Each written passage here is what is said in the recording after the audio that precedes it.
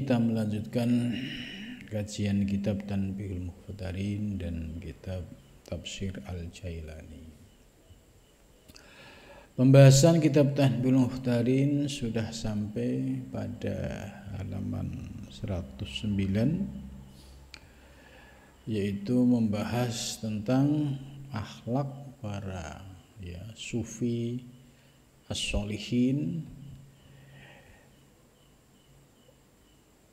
kasratu khaufihim minallah ta'ala hala bidayatihim wa hala nihayatihim. Ini qala musannif rahimakumullah wa nafa'ana bihi wa bi ilmihi fi darin amin ya rabbi. Wa min ahlakihim, ini masih membahas tentang keteladanan para sufi yang solihin. Wa min ahlakihim, dan itu sebagian dari akhlak para salafus solihin. Salafus solihin di sini yang dimaksud yaitu para sufi as-solihin, para ulama-ulama sufi yang kesalehannya itu sudah muktabar diakui oleh umat Islam. Radhiyallahu anhu. Kasratu khaufihim, bermula banyaknya rasa takut mereka, minallahi, dari Allah Ta'ala maha tinggi, hala bidayatihim, yaitu pada saat permulaan perjalanan mereka, wahala nihayatihim, dan pada saat di akhir perjalanan mereka. Nah, ini ciri-ciri ulama salafus soleh, yaitu memiliki rasa takut kepada Allah, yaitu mulai daripada saat dia memulai perjalanan menuju Allah yang disebut dengan bidayatihim, selalu disertai rasa takut, yaitu takut akan azabnya Allah, takut akan murkanya Allah, takut mati dalam keadaan tidak husnul khotimah. Ini rasa takut selalu muncul yang dilakukan oleh para salafus soleh, baik di perjalanan saat permulaan maupun di akhir perjalanan. Jadi artinya bahwa salafus solihin mereka tidak mau dan tidak berani mengklaim dirinya ahli surga, dirinya dijamin sebagai penghuni surga, dan juga tidak berani dirinya mampu menjamin orang masuk surga. Jadi mereka selalu melihat ke dalam diri, jangan-jangan khawatir tidak husnul khotimah, jangan-jangan nanti terpleset. Jadi ini akhlaknya salafus soleh. Jadi mereka tidak berani mengklaim dirinya ahli surga, sekalipun mereka adalah orang-orang yang ahli ibadah, tapi tidak berani. Khawatir sedetik yang akan datang tidak tahu, karena menjadi rahasia Allah. Nah, kalau sombong, misalnya merasa saya dijamin surga, ini sudah muncul penyakit sombong, kibir, ujub. Akhirnya dia karena merasa sudah dijamin surga, sikap berikutnya menganggap enteng dan ringan soal taklifus syar'i, menjalankan ibadah. Ngapain sholat, wong sudah dijamin gitu. Padahal yang jamin sendiri itu kalau dia ulama yang termasuk sholihin itu tidak berani. Karena tidak mau mendahului keputusan Allah Subhanahu wa taala. Sebab ada potensi ujub takabur. Kalau ada orang mengklaim dirinya ya pasti masuk surga, itu sudah ujub dan takabur, dan ini bukan akhlak para salafus soleh. Salafus soleh selalu merendah, tidak pernah berkata ya saya dijamin masuk surga atau saya menjamin masuk surga, tidak pernah keluar kalimat itu, karena dia sendiri memikirkan apakah saya itu husnul khotimah atau tidak. Ini menjadi pikiran beliau. Bagaimana mengklaim dengan kalimat-kalimat seperti itu, ya. Jadi kitab ini cukup bagus sekali ya, memberikan wawasan kepada para salik. Ini loh kalau kamu mengikuti ulama salafus soleh, akhlak mereka itu seperti ini. Ya tidak kemelindi istilahnya, baru bisa zikir, baru bisa ibadah, kemudian mengklaim dirinya ahli surga, kemudian sombong mengklaim yang lain kafir dan lain sebagainya. Ya, ini jauh dari akhlaknya para ulama-ulama salafus soleh. Akhlak para salafus soleh ini didasarkan juga pada ya hadis Nabi dan juga pada ayat-ayat Al-Quran. Jadi mereka memiliki landasan yang kuat. Kenapa harus berhati-hati? Kenapa harus tawadhu? Kenapa tidak boleh sombong? Merasa ahli ibadah, merasa ahli surga. Apalagi kalau sampai muncul kesombongan bisa menjamin orang masuk surga. Ini ya dari akhlak para salafus soleh tidak mengajarkan yang demikian.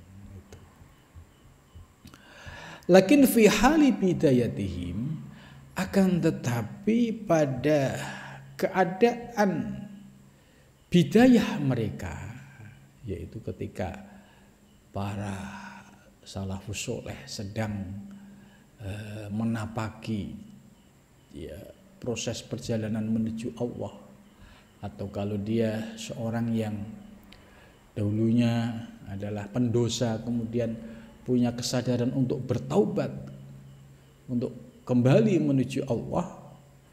Nah, pada saat dia memulai perjalanannya, ya, dia selalu berhati-hati minad dunub, dari segala dosa. Jadi artinya tidak mau mengentengkan, menganggap ringan perbuatan dosa. Ya, zina dianggap enteng, ya, kemudian perbuatan yang fahsya mungkar dianggap enteng. Ini bukan ciri-ciri orang yang soleh. Itu. Wa khaufil adzabi, dan dia memiliki rasa takut terhadap siksa neraka. Gitu. Di Al-Quran sudah dijelaskan ya. Ini akhafu in asyaitu rabbi. Ini ucapan-ucapan para nabi terdahulu dan orang-orang soleh. Aku takut kalau berbuat maksiat. Takut siksanya Allah. Jadi orang yang semakin dekat dengan Allah itu semakin rasa takutnya kalau terpleset, ya, dia mendapatkan siksa atau menjadi penghuni neraka. Ini yang paling dikhawatirkan. Karena tidak menjamin kehidupan seseorang, ya, misalnya di awal perjalanan hidupnya dia itu soleh, kemudian akhir soleh belum tentu. Ini yang menjadi rasa kekhawatiran para salafus soleh. Ya, banyak yang awalnya soleh akhirnya tidak soleh banyak. Banyak juga yang awalnya tidak soleh, pendosa, kemudian dia bertobat terus diterima oleh Allah dan husnul khotimah, ada juga. Jadi ini yang menjadi kehati-hatian para salafus saleh. Nggak boleh sombong, nggak boleh kemelindi, apalagi mengklaim ahli surga terus ditambah menganggap enteng sholat, menganggap enteng aturan-aturan syariat Islam. Ini yang tanda-tanda orang yang mulai keblinger, ya keblinger dengan pemahamannya karena tidak dicontohkan oleh para salafus saleh. Wa fi hali nihayatihim, dan juga mereka salafus saleh ini memiliki kekhawatiran, rasa khauf, yaitu di akhir perjalanannya. Jadi jangan sampai terpleset, ya. Khaufal izlali, takut rasa keagungan, wa ta'zim, dan ya ta'zim, yaitu penghormatan. Wa man lazima khaufuhum an-nadma, ini waman dan barang siapa, ya ini sifatnya umum, ya seorang salik ya masuk man ini, seorang murid juga masuk, orang yang baru taubat juga masuk. Barang siapa lazima, yang menetapi khaufahum, rasa takut mereka, an-nadma, dengan penyesalan. Jadi kalau ada orang dia konsisten istiqomah memiliki rasa takut kepada Allah dengan penuh penyesalan, melihat dosa-dosa masa lalu, khawatir tidak diampuni oleh Allah, ya, daruratan hala bidayatihim, ya, sebagai sebuah darurat, ya, ketika dia mulai perjalanan menuju Allah, dan pada saat ya nihayah, ya akhir dari perjalanan.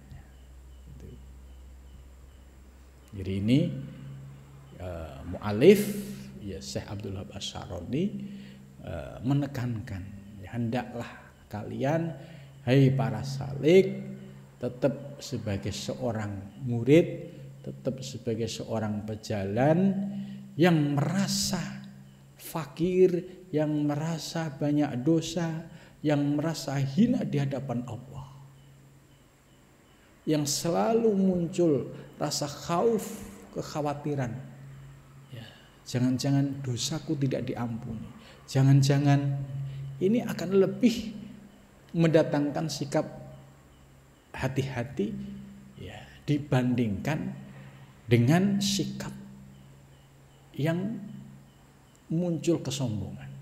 Wah, pasti saya dijamin masuk surga, pasti saya. Nah, ini kalimat-kalimat ini membuat orang terpleset, ya, karena muncul kesombongan, akhirnya terpleset pada pintu api neraka. Itu. Jadi ini yang menjadi catatan kita, ya hendaklah jangan sampai kita berani mengklaim, ya, ngaku-ngaku, ya, sebagai orang soleh, atau ngaku-ngaku ya pasti masuk surga, ngaku-ngaku bisa menjamin orang, ya, jangan sampai ya kita mendahului, ya, apa yang kita tidak tahu. Sebab para salafus soleh sangat hati-hati, sehingga mereka muncul rasa khauf di awal perjalanannya supaya tidak terpleset sampai akhir perjalanannya. Jadi endingnya itu targetnya husnul khotimah. Target istimewanya diberikan ma'rifatullah, liqa'ullah, perjumpaan dengan Allah. Itu. Wa fil hadis, dari dalam hadis, jadi kenapa para salafus soleh kok bersikap demikian? Toh kesalehan mereka sudah ya teruji, sudah masyhur gitu. Tapi kenapa mereka selalu muncul rasa takut, ya khawatir, tidak husnul khotimah, khawatir gitu. Ada rasa ketakutan yang sangat mendalam karena di dalam hadis Rasulullah SAW pernah bersabda. Ya, ini hadis riwayat Abu Hurairah. An Abi Hurairah radhiyallahu anhu qol, ya, Abu Hurairah berkata, qala bersabda siapa Rasulullah sallallahu alaihi wasallam, hina unzila alaihi wa angdir ashiratakal aqrabin. Jadi Rasulullah ketika diturunkan ayat kepada Nabi, wa angdir ini berilah peringatan. Ya, ashiratakal aqrabin, keluargamu yang paling dekat. Jadi Nabi, ya, seorang Nabi, seorang Rasul, Nabi Muhammad, ya, ketika turun ayat ini itu sama saja kayak ditegur. Angdir hai Muhammad, ya Nabi Muhammad, ya berilah peringatan keluargamu yang paling dekat. Jadi artinya mafhum mukhalafahnya, ya keluargamu terdekat tidak boleh, ya, membanggakan, ya kedudukan posisimu sebagai seorang nabi dan rasul. Mereka tetap diberikan yaitu angdir, beri mereka peringatan. Kalau mereka salah ya akan dihukum begitu.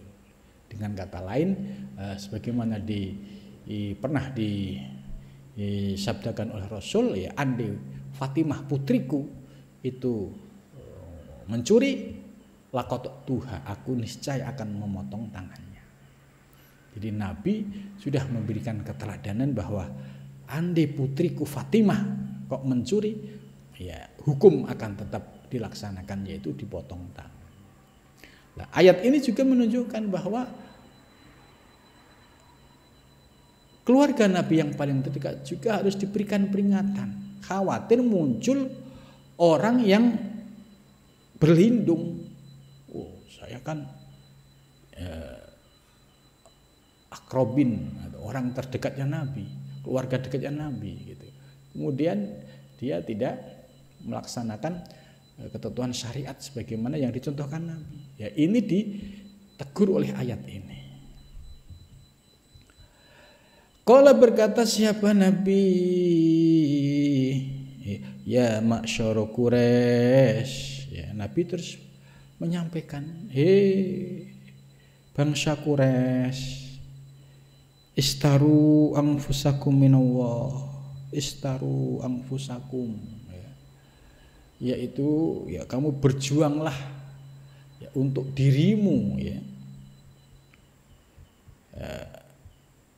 minallahi dari Allah. Jadi artinya mereka, kalian semua, hei bangsa Quraisy, harus berjuang dengan sungguh-sungguh di jalan Allah, ya.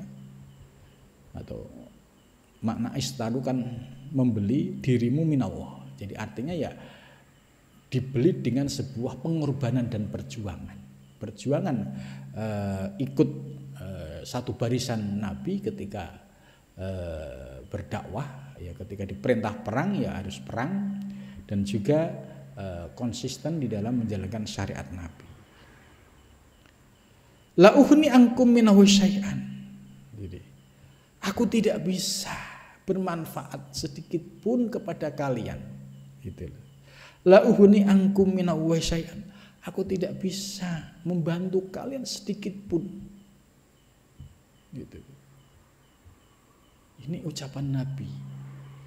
La uhni ankum minallah, aku tidak bisa mencukupi kalian ya minallah dari Allah syai'an sedikit pun.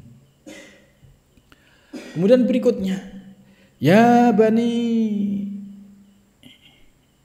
Abdul Muttalibi, hei anak keturunan Abdul Muttalib, la uhni ankum minallah syai'an, aku tidak bisa mencukupi kalian ya minallah dari Allah syai'an sedikit pun. Jadi artinya mereka tidak boleh menggantungkan kepada Nabi, karena Nabi, aku sendiri nggak bisa apa-apa gitu. Ya Abbas, hei Abbas ya Abbas ibni Abdul Muthalib, hei Abbas bin Abdul Muthalib, la ughni angka minawi syai'a. Aku tidak bisa ya membantu kalian sedikit pun. Jadi Abbas sendiri pun diingatkan oleh Allah. Terus ya Sofiyatu ammatu Rasulillah, hei Sofiyah, ya ammahnya Rasulullah SAW, la uhni angki minawa syai'an. Aku juga sama tidak bisa ya berbuat sesuatu sedikit pun untuk kalian. Ya Fatimah binta Rasulullah SAW, termasuk nama putrinya pun disebut, hei Fatimah binta Rasulillah, salini bimasiti. Ya, ini Nabi sebagai hubungan orang tua dan anak. Hai Fatimah, kamu boleh meminta apapun kepadaku, gitu. Terkait ya urusan hubungan bapak dan anak.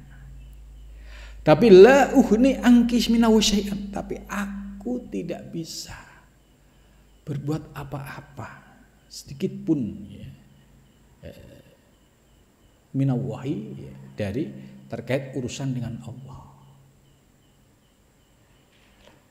Hadis ini diriwayatkan oleh muttafaq alaih ya, akhrajal Bukhari ya, wa Muslim. Ini menunjukkan hadis sahih. Artinya hadis ini memberikan peringatan kepada orang-orang di sekitar Nabi ya, mulai dari putrinya, keluarga terdekatnya, kemudian kaumnya ya, Bani Abdul Muthalib, dan termasuk kaum Quraisy. Semua dikasih peringatan, kalian tidak bisa menggantungkan ya terkait urusan Allah denganku sedikit pun.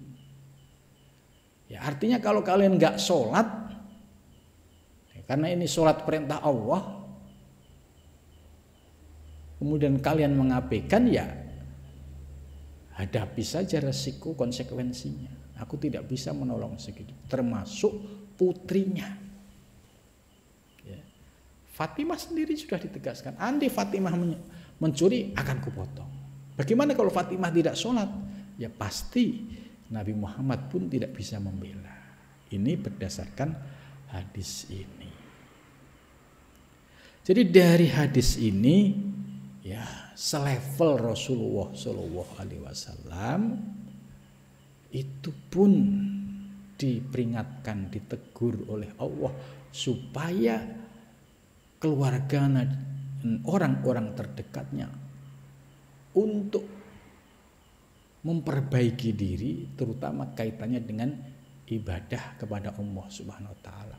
Tidak boleh menggantungkan kepada orang tua, yaitu kepada Nabi Muhammad, atau keluarga, ya, menggantungkan kepada Nabi. Ini enggak boleh.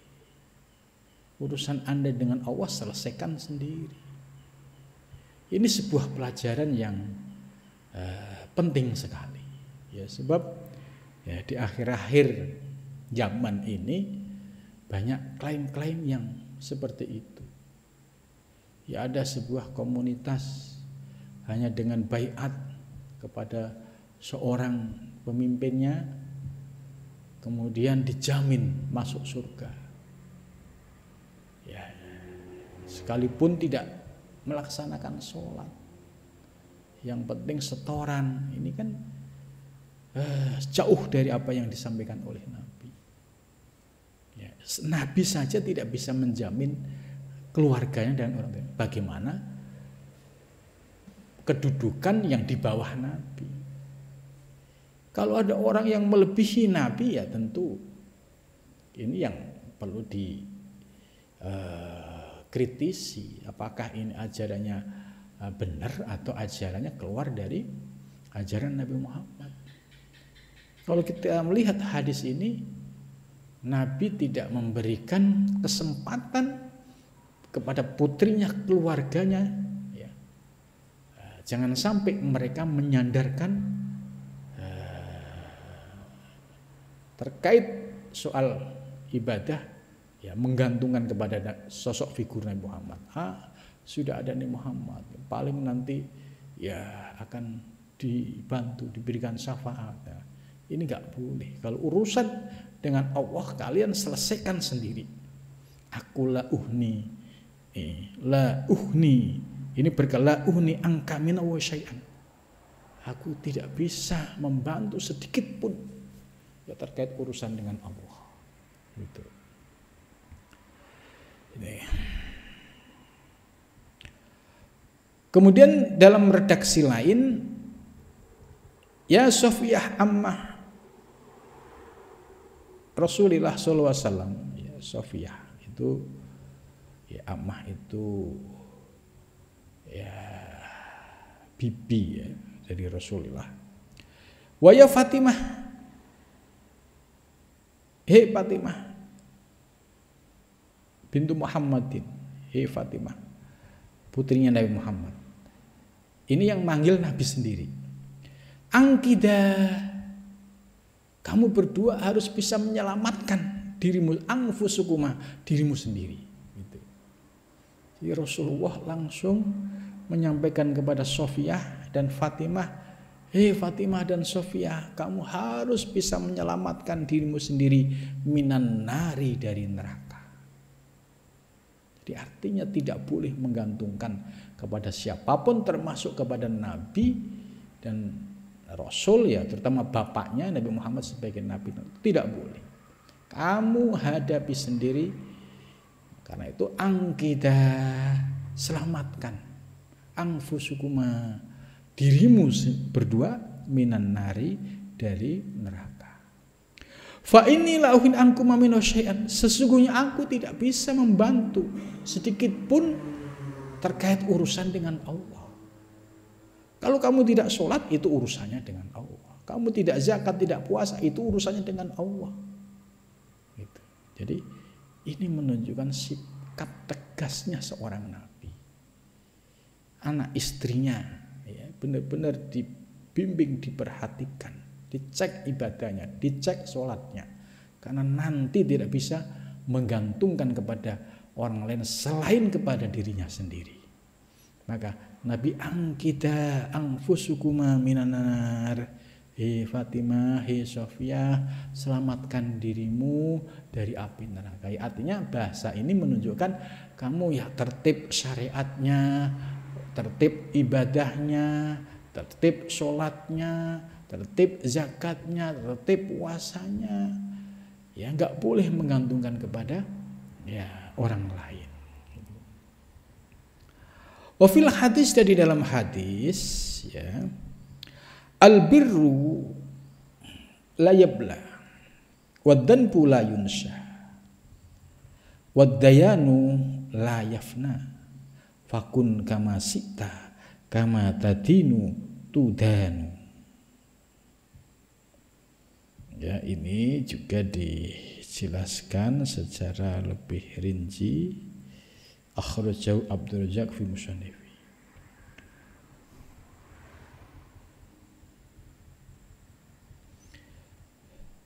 Jadi kebaikan itu ya tidak akan tertukar ya.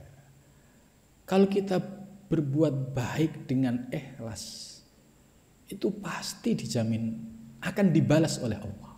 Ya, syaratnya ikhlas. Ya, sedikit kita membersihkan jalan, membersihkan tempat fasilitas umum atau fasilitas ibadah, karena Allah pasti itu akan dibalas, tidak akan tertukar. Sebuah amal yang ikhlas.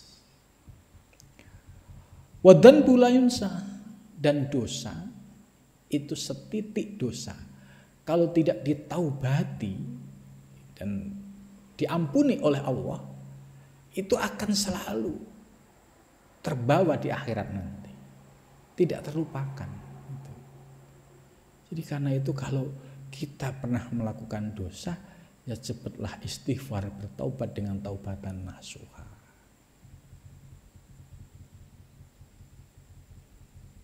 Ya, ini pesan-pesan yang menurut ini penting sekali, jangan sampai ya ada sikap ya kibir, ya sombong, ujub, ya bangga dengan dirinya yang merasa ahli ibadah. Sebab ya godaan-godaan di dalam perjalanan hidup itu selalu ada dinamika. Begitu juga kita ya tidak bisa menggantungkan urusan akhirat itu dengan orang lain. Ya, Nabi sudah memberikan contoh, termasuk kepada putrinya pun Nabi tegas terkait dengan ya pelaksanaan syariat. Andi Fatimah mencuri, lakautu tuha, aku akan potong tangannya. Begitu juga dalam hadis ini. Hei Fatimah, selamatkan dirimu dari api neraka. Artinya kamu harus mentaati semua yang diperintahkan oleh Allah Subhanahu wa taala. Ya, karena itu orang yang suka mengklaim ya bahwa sudah dijamin surga, sudah ini sangat jauh dari hadis ini. Jadi artinya ya tidak perlu dipercayai dan tidak perlu diikuti karena bertentangan dengan hadis ini. Ya, Nabi mengajarkan kepada putrinya untuk bersikap secara konsisten di dalam menjalankan syariah karena itu kunci dari keselamatan api neraka. Itu. Apalagi kita yang bukan siapa-siapa merasa dijamin surga, merasa dapat kapling surga, ini terlalu kepedean. Iya kalau tidak, toh Nabi sendiri mengajarkan ini hadis sahih itu artinya ya kualitasnya terpercaya, gitu, tidak diragukan lagi. Gitu. Ya, mudah-mudahan hadis ini bisa memberikan